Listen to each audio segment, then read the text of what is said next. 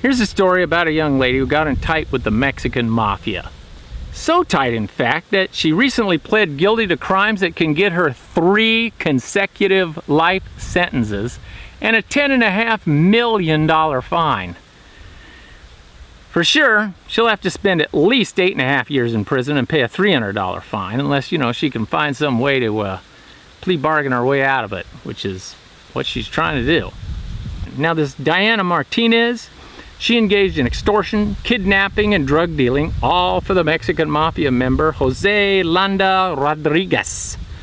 According to her confession, her written confession in court on March 17, 2019, she's a low-level operative in this organization.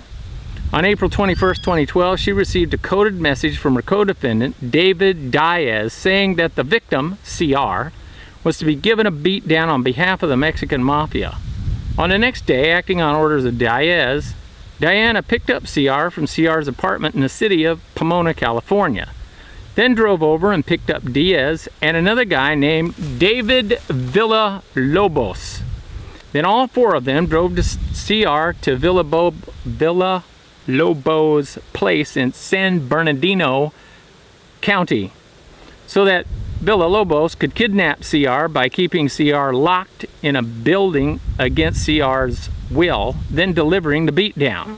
By doing all this, Diana purposely assisted the forcible detention and movement of CR, which occurred without CR's consent or knowledge of the true nature and purpose of CR's transportation in Diana's vehicle. She did all this to improve her reputation in the Mexican Mafia.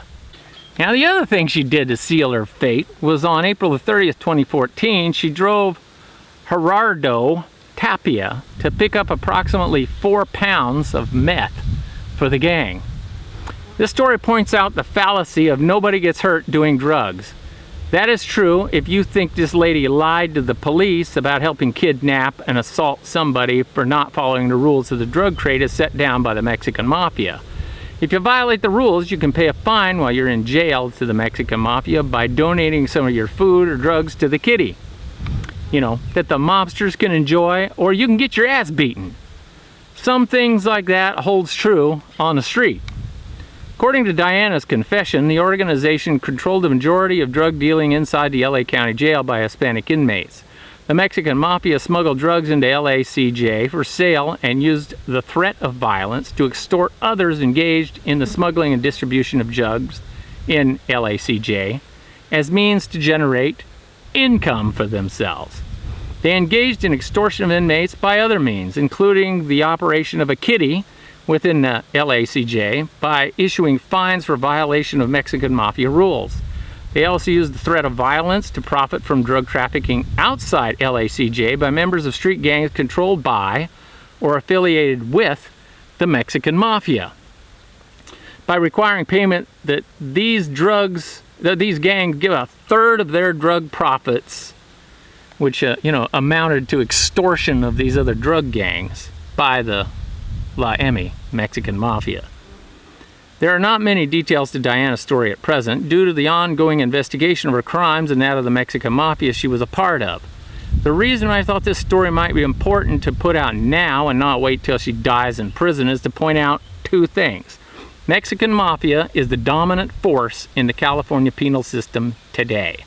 They rule the drug trade and make a hell of a lot of money from it. They will do anything to maintain that power, including murder and kidnapping. It makes my point that drug dealing is not a victimless crime. Also, the days of the Italian mob, it's over. They've been replaced by international drug gangs such as the Mexican Mafia or La M. They do what the old mob did, and perhaps even worse. This new mob has no problem in dealing drugs. This is the reality of today's situation told by the woman who is doing all she can not to get 3 consecutive life sentences and pay a $10.5 million fine. She has no reason to confess to something she didn't do. I believe her. If you do, then you must also believe that drugs are not a victimless crime. Now, if you've enjoyed this video, by all means hit the like button. And you can always send me an email on asthekeyturns@ mail.com. And thanks for watching.